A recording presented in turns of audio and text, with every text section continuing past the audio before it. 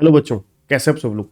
ये video specially उन बच्चों के लिए है जो क्या है सीए इंटर के नवंबर 23 एग्जाम में अपीयर हुए थे, बट दुर्भाग्यवश अनफॉर्चुनेटली क्लियर नहीं हो पाए। अब ज़्यादा टाइम ना वेस्ट करने से अच्छा हम फटाफट अगली टारगेट की तैयारी शुरू कर दें। ठीक है जी, अगर मई 24 में अगर आपको विजय चाहिए तो फटाफट एक्शन लेना होगा, डिसीजन लेना होगा और तैयारी शुरू करनी होगी। ठीक, तो इसी बात पे चर्चा करेंगे छोटी सी वीडियो में। अंत तक बने रहिएगा और बताऊंगा कि किस तरीके से आपको, जिन बच्चों ने स्पेशली पहला ग्रुप दिया है पर क्लियर नहीं हुआ, अब उन्होंने डिसाइड किया कि पहला ग्रुप ही देना है नए सिलेबस में, मई 24 में बढ़िया तरीके से देना है और पास होना है। तो मेरा नाम है सीए संदीप रोड़ा, और जो बच्चे सी इंटरमीडिएट की क्लासेस बाय करना चाहते हैं बहुत ही अफोर्डेबल प्राइजेस पे, सिर्फ 12,000 रुपीज़ में कंप्लीट सिंगल ग्रुप, जो पहला ग्रुप है आपको अवेलेबल होगा लेटेस्ट रिकॉर्डिंग के साथ, वीकली डाउट सेशन के साथ, अनलिमिटेड व्यूज, किसी भी डिवाइस पे एक्सेस कर सकते हैं, प्लस आपको 1-to-1 गाइडेंस भी दी जाएगी किस तरीके से आपको तैयारी करनी है।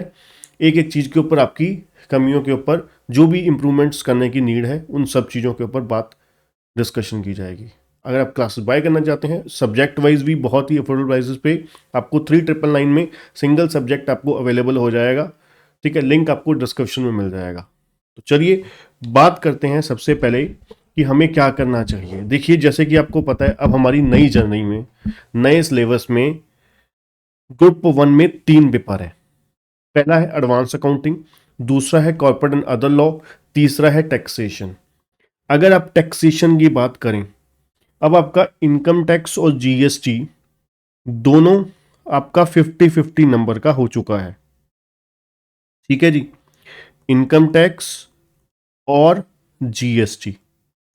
अब बात आती है, सबसे पहले इस सब्जेक्ट की मैं क्यों बात कर रहा हूं, क्योंकि यहां पर कुछ आपके लिए एडिशन नहीं है, आप कह सकते हैं कि अमेंडमेंट्स हैं, चेंजेस हैं।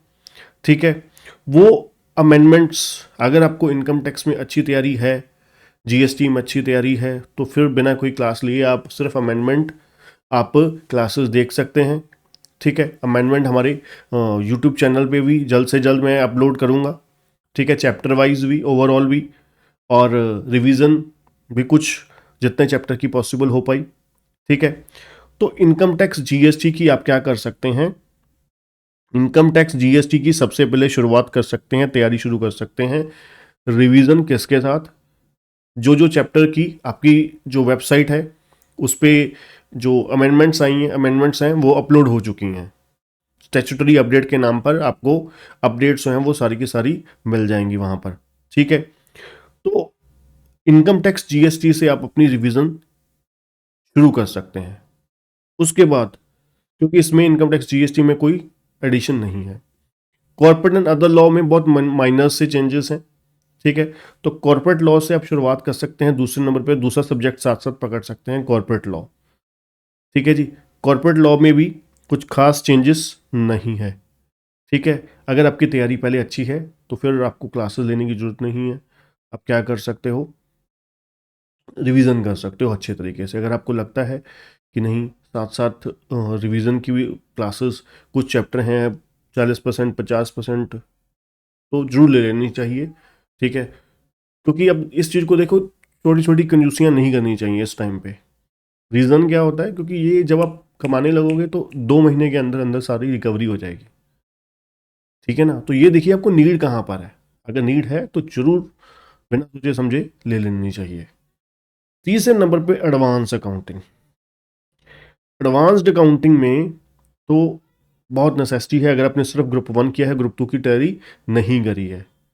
वो कैसे, क्योंकि आपको पता है जो अपने अकाउंटिंग में पढ़ा, अकाउंटिंग में आपने इंश्योरेंस क्लेम पढ़ा वो डिलीट हो गया, डिपार्टमेंट पढ़ा वो डिलीट हो गया, उसके बाद आपने पीपीआई पढ़ा वो डिलीट हो गया, आपने उसके बाद हायर परचेज पढ़ा वो डिलीट हो गया, सिंगल एंट्री वो डिलीट हो गया, एएस सारे बचे हैं आपके पास, एएस सारे बचे हैं, ब्रांच बचा है सिलेबस में जो पढ़ा हुआ है आपने, ब्रांच बचा हुआ है, फाइनेंशियल स्टेटमेंट बचा हुआ है, आपका बोनस एंड राइट शेयर बचा हुआ है, वो भी इन बिटवीन है, ठीक है।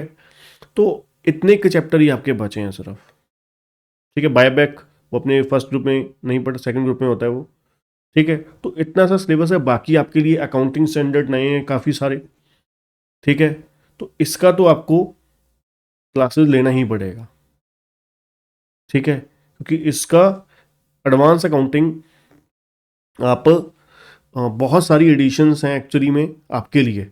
अगर आपकी सेकंड ग्रुप की तैयारी हो रखी है, अपनी console advance accounting second group वाला कर रखा है पहले ओल्ड सिलेबस में, फिर तो कोई दिक्कत नहीं है, फिर आप बिना कोचिंग के भी गुजारा हो सकता है आराम से, ठीक है।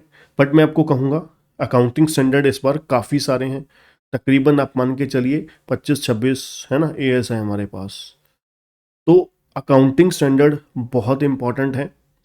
आपने देखा होगा 55 to 65% की अप्रॉक्सीमेट 60%, मतलब 60 नंबर का आपको क्या आने वाला है, एएस आने वाले हैं, 40 नंबर की अकाउंटिंग आने वाली है, अकाउंटिंग पोर्शन आने वाला है।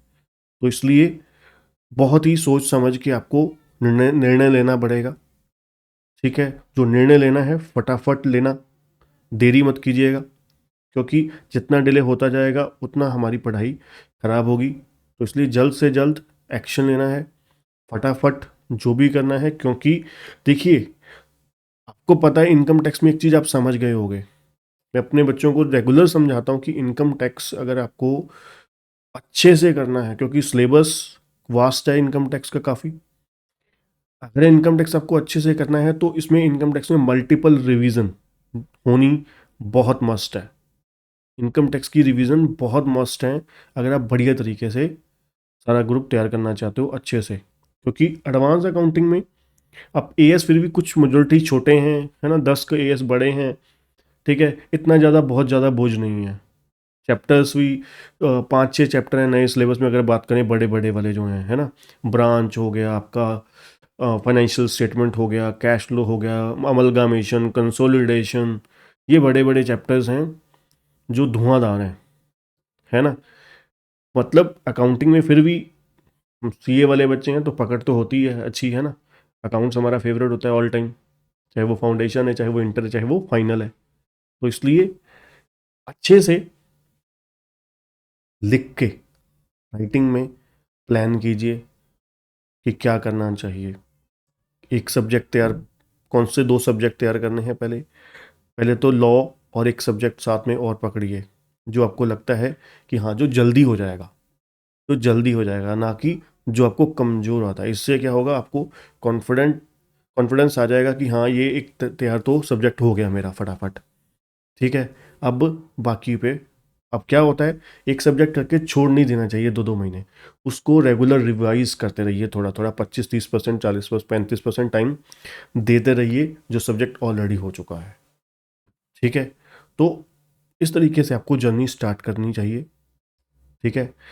जो आपकी रुक गई है गाड़ी, ठीक है, आफ्टर November 23 रिजल्ट, ठीक है, आफ्टर 9th of January आप कह सकते हो।